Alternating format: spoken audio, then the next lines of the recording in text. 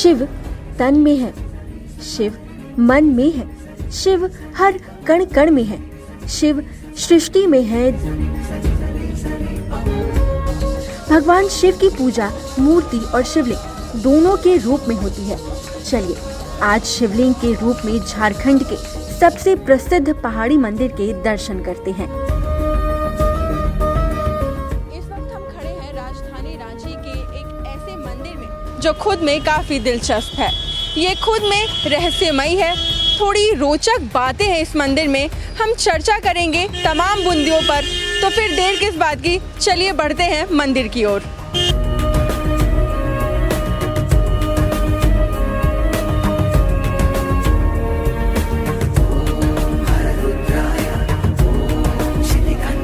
इस वक्त हम पहुंच चुके हैं मंदिर के ठीक बीचों बीच, मतलब हमने आधा सफ़र तय कर लिया है। अगर सीढ़ियों की बात करें तो यहाँ पर लगभग 450 सीढ़ियाँ हैं और अगर श्रद्धालु या सैलानी मंदिर आते हैं तो उनके लिए आप देख सकते हैं यहाँ पर आराम करने की भी व्यवस्था है।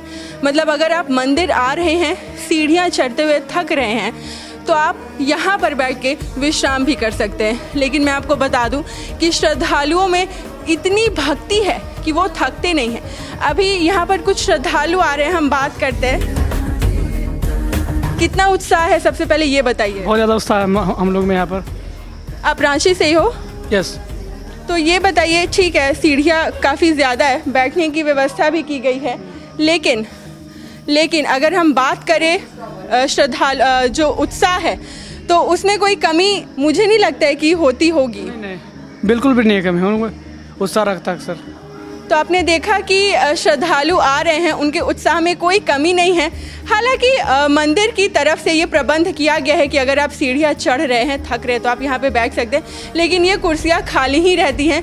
किसी को भी बैठने की आवश्यकता नहीं पड़ती है क्योंकि सभी में बाबा के दर्शन करने का उत्साह है।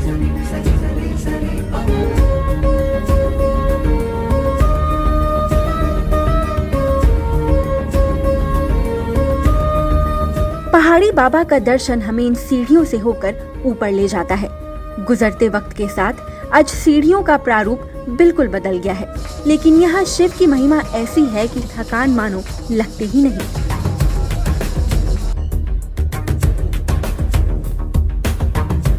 लगभग 300 से ज्यादा सीढ़ियां पार करने के बाद पहाड़ी के चोटी पर भगवान शिव विराजमान दिखते हैं। शिव को समर्पित ये चोटी कई कारणों से भी चर्चा में रहता है। अब हम पहुंच चुके हैं मंदिर के मुख्य द्वार पर, जो है शिव जी का मंदिर। यहाँ पर शिव जी की पूजा लिंग के रूप में की जाती है। मैं अपने सहयोगी से रिक्वेस्ट करूंगी कि वो मंदिर की ओर दिखाएं।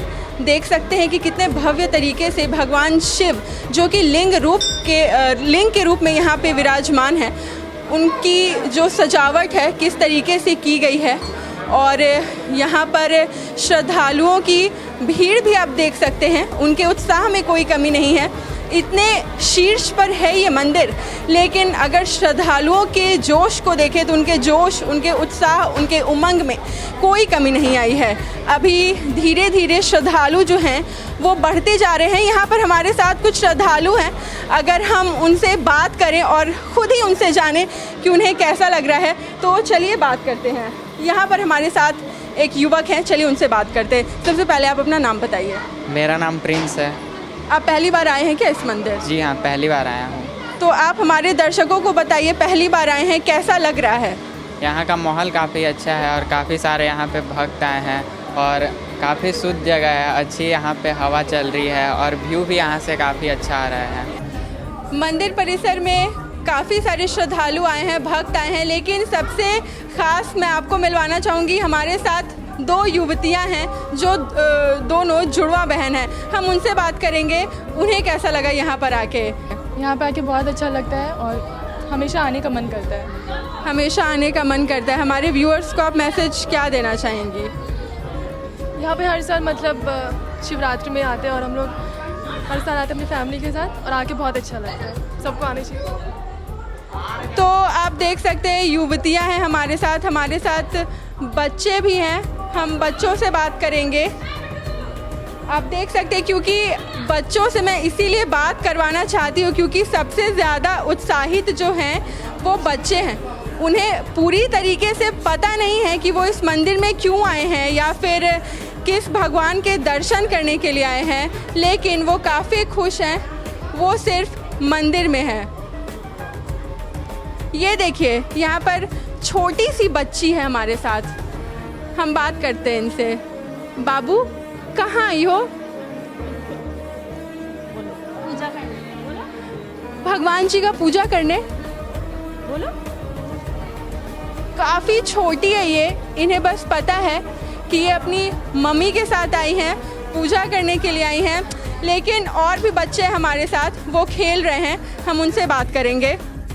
देख सकते हैं ये जो परिसर है, मंदिर का परिसर है, श्रद्धालुओं ने अब दर्शन कर लिए है, वो यहाँ पर विश्राम कर रहे हैं। और ये देखिए बच्चे हैं जो मालाओं के साथ खेल रहे हैं। बेटा, कहाँ आई हो आप? कहाँ आई हो? क्या करने आई हो यहाँ पे? पूजा करने। पूजा करने आई हो? शंकर भगवान। शंकर भगवान, मज़ा आ रहा है? हाँ। तो ये बताओ, जब मंदिर चढ़कर आई तो पापा के गोदी में चढ़ के आई या खुद से चढ़कर आई? खुद से। थकी नहीं? तो सिर्फ महिलाएं पुरुष में ही नहीं, आप देख सकते हैं बच्चों में भी कितना उत्साह है। वो खुद से सीढ़ियाँ चढ़कर आ रहे हैं, गोद में चढ़कर नहीं आ रहे, वो खुद से चढ़कर आ रहे हैं, वो थक नहीं रहे हैं। तो ये है भगवान भोले की कृपा, ये है भगवान भोले को लेकर बच्चे, बुजुर्ग, महिलाएं, युवक, युवतियां जिनकी भी बात करें तो कुछ ऐसी है उनकी श्रद्धा भगवान भोलेनाथ को लेकर।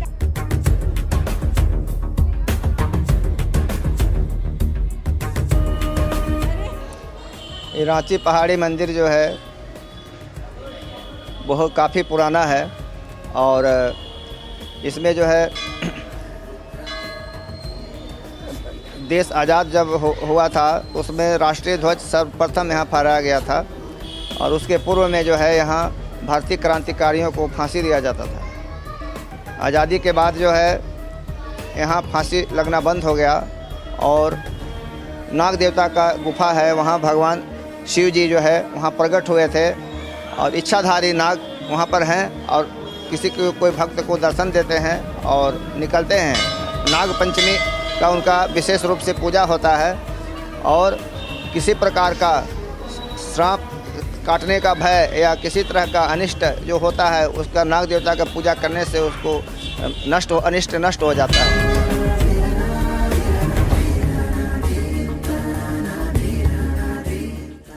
नाग सांप शिव जी के वस्त्र माने गए हैं। ऐसे में इस शिवालय में भी हमेशा से नाग देवता का प्रवास देखा गया है।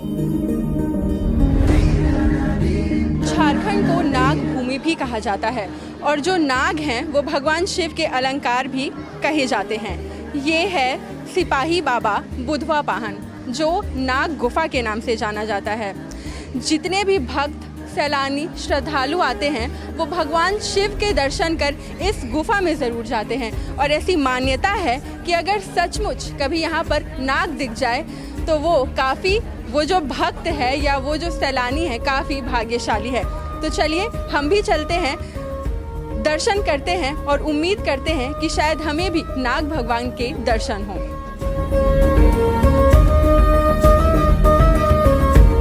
यही है वो गुफा जहाँ पर भगवान शिव, और ऐसा कहा जाता है कि यहाँ पर स्वयं नाग देवता उपस्थित रहते हैं। सावन के महीने में कई बार ऐसा हुआ है कि कई भक्तों को नाग के रूप में भगवान शिव ने अपने दर्शन दिए हैं और वो काफ़ी भाग्यशाली कहा जाता है। श्रद्धालुओं की भीड़ है यहाँ पर, हर कोई भगवान शिव को जो यहाँ पर शिवलिंग के रूप में हैं उन्हें छूना चाहता है और पूजा करना चाहता है। यहाँ पर हमारे साथ कितने सारे श्रद्धालु हैं, देख सकते हैं। नहीं, इतना जानकारी नहीं, बस इतना से जानते हैं कि गुफा में नाग देवता पहले साक्षात दर्शन देते थे और कई लोगों ने दर्शन दिए, मतलब किए, लेकिन मतलब ऐसा हमको मौका नहीं मिला, बस सुने हैं ऐसा। तो अभी जैसा मैं बता रही थी कि यहाँ पर भगवान शिव और नाग के रूप में या भगवान नाग जो हैं वो कई बार श्रद्धालुओं को दर्शन दिए हैं, लेकिन ये सिर्फ किन्हीं लोगों को ही दिया है। लोग आते हैं इसी उम्मीद से आते हैं कि शायद आज भगवान नाग उन्हें दर्शन दे।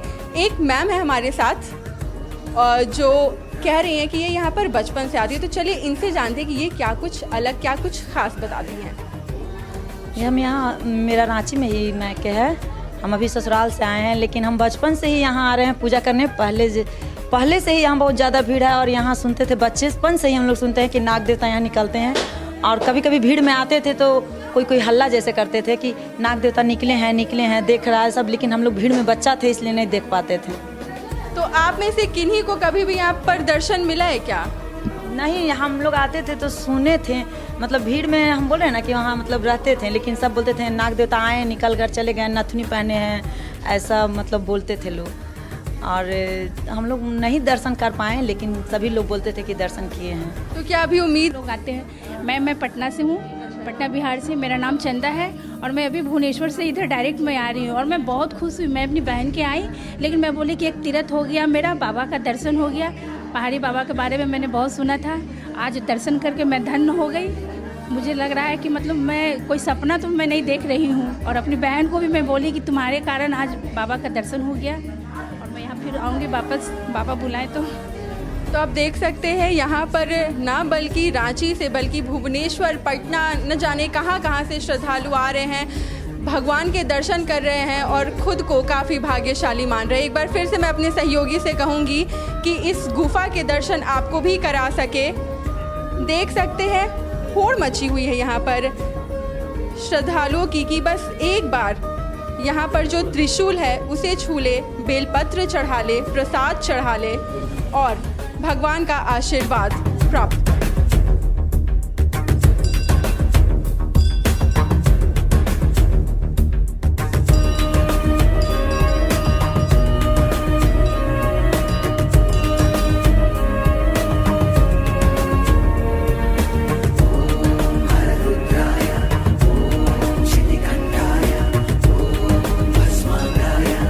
जब आप नाग देवता के दर्शन करके गुफा से बाहर निकलेंगे तो दाईं तरफ और बाईं तरफ ये पत्थर है जहाँ शायद ठंडक है, उसी वजह से यहाँ मधुमक्खियाँ रहती हैं और यहाँ पर भी प्रसाद चढ़ाते हैं श्रद्धालु। लेकिन ख़ास बात ये है कि ये जो मधुमक्खियाँ हैं आज तक कभी किसी श्रद्धालु को इन्होंने काटा नहीं है।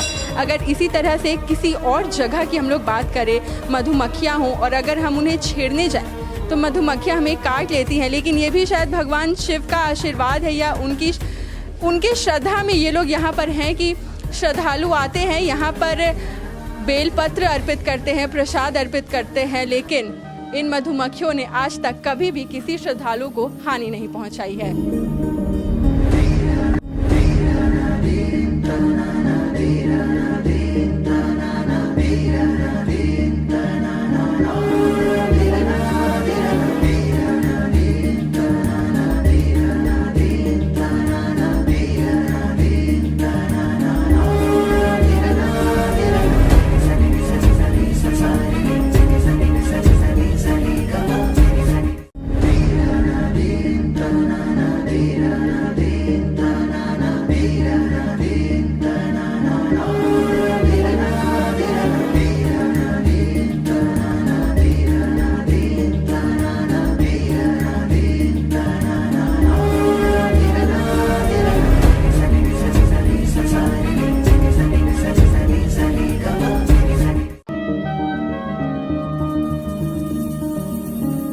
पहाड़ी मंदिर का हमारा सफर आगे बढ़ता है।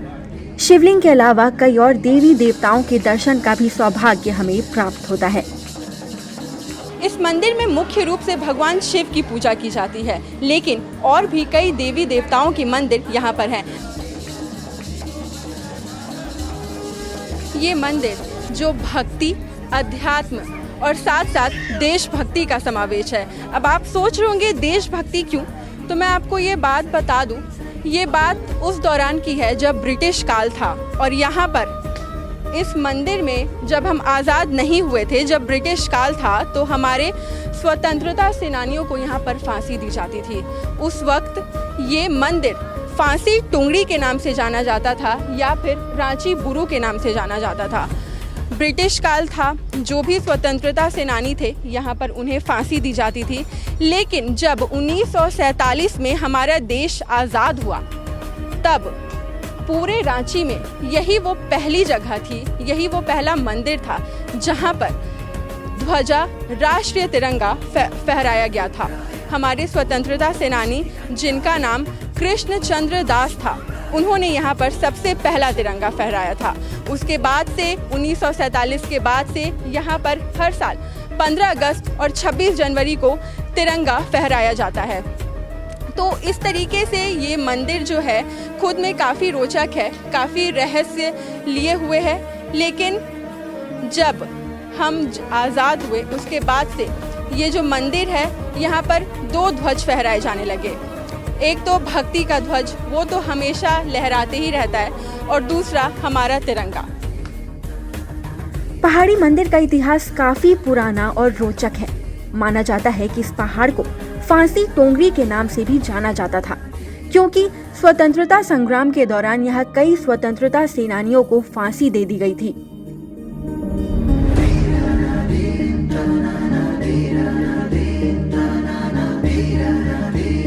रांची शहर के बीचों बीच के पहाड़ी मंदिर पूरे शहर का मनोरम दृश्य पेश करता है। 2160 फीट के ऊपर से शहर देखने लायक होता है।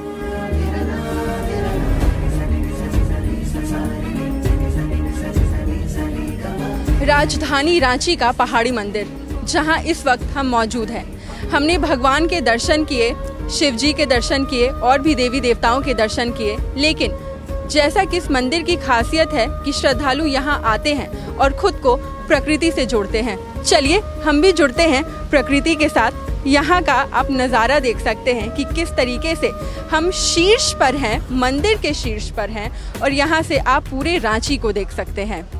ये यहाँ के श्रद्धालुओं का सबसे प्रिय नज़ारा है। श्रद्धालु आते हैं, यहाँ खड़े होते हैं और रांची का दर्शन करते हैं। पूरे रांची को आप यहाँ से देख सकते हैं। मैं अपने सहयोगी से कहूँगी कि कैमरा थोड़ा सा जूम करे और वो बड़ा तालाब दिखाए, बड़ा तालाब जहाँ पर स्वामी विवेकानंद की मूर्ति स्थापित की गई थी। आप देख सकते हैं कितना खूबसूरत है ये नज़ारा।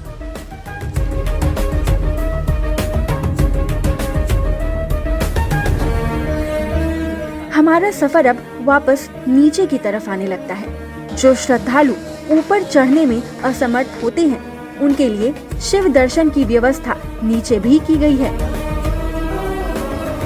पहाड़ी मंदिर रांची में स्थित ये है। ये जो पहाड़ी मंदिर कहा जाता है कि मुख्य रूप से भगवान शिव की यहाँ पे पूजा की जाती है। लेकिन जब आप सीढ़ियों से नीचे उतरेंगे तो यहाँ पर छोटे छोटे मंदिर बने हुए हैं जहाँ पर आपको कई सारे देवी देवताओं के भी दर्शन करने को मिल जाएंगे। मंदिर से नीचे उतरते वक्त बाएं तरफ एक मंदिर है जहाँ पे माँ काली की बड़ी सी मूर्ति है। श्रद्धालु आते हैं, माँ काली के दर्शन करते हैं, आस्था में माँ को चुनरी चढ़ाते हैं। आप देख सकते हैं ये ग्रिल है। ग्रिल पर अगर कोई मन्नत है, अगर आप कोई मन्नत लेकर आते हैं तो इस ग्रिल पर ये मौली धागा, ये चुनरी बांध सकते हैं। और श्रद्धालुओं का कहना है कि अगर आप दिल से माँ से कुछ मांग रहे हैं तो वो ज़रूर पूरी होती है। उसके बाद यहाँ पर माँ काली के दर्शन किए हमने, और ठीक आप मेरे सामने देख सकते हैं। जब आप सीढ़ियों से उतरेंगे तो दाईं तरफ ये मंदिर है।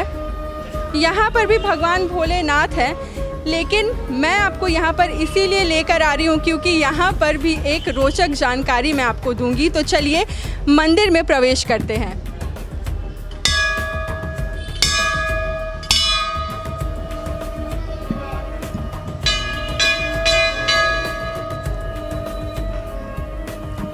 हम आ गए हैं शिव जी का मंदिर है यहाँ पर। ये देखिए यहाँ पर शिवलिंग है।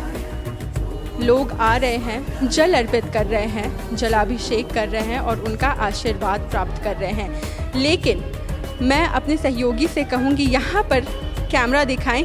ये देखिए यहाँ पर नंदी बाबा हैं। नंदी बाबा जो भगवान शिव जी के वाहन के रूप में हम उन्हें जानते हैं, और कहा जाता है कि नंदी बाबा से बड़े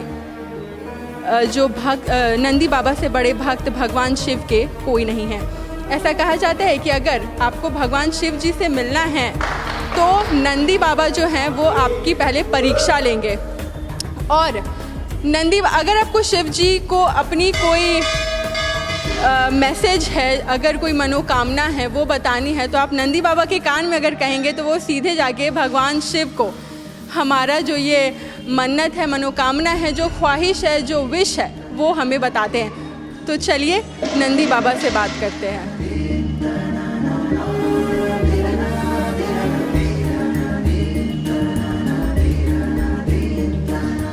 मैंने तो अपनी विश थी वो नंदी बाबा को बता दी। आप भी आइए यहाँ पर नंदी बाबा को अपनी ख्वाहिश, अपनी विश बताइए ताकि भगवान भोलेनाथ जो हैं वो उसे पूरा करे।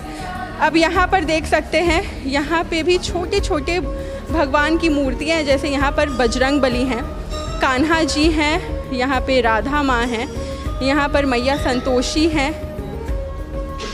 यहाँ पे भगवान श्री गणेश है, रिद्धि सिद्धि हैं और माँ दुर्गा है। तो कुछ इस तरीके से हमने आपको इस मंदिर की सैर करवाई, शीर्ष से लेकर नीचे तक। जब आप सबसे ऊपर जाएंगे तो किस तरीके से भगवान भोलेनाथ की पूजा करेंगे जो लिंग के रूप में विराजमान है। आप नीचे उतरेंगे, कई सारे भगवान हैं, आप उनके दर्शन कर सकते हैं और उनका आशीर्वाद प्राप्त कर सकते हैं। पहाड़ी मंदिर का हमारा सफर हमें शिव के और करीब ले गया। शिव हमें जीने की राह बताते हैं, शिव हमें जीने की नई ऊर्जा प्रदान करते हैं। तो आपने साक्षात पहाड़ी मंदिर के दर्शन किए। यहाँ पर हम आपसे विदा लेते हैं, लेकिन हम आपके साथ बने रहेंगे। हम फिर से किसी दूसरी कहानी, किसी दूसरी मंजिल पर आपसे मिलेंगे, मुलाकात करेंगे और उस जगह, उस स्थान के बारे में आपको जानकारी देंगे। फ़िलहाल के लिए इतना ही, मुझे दीजिए इजाज़त। धन्यवाद।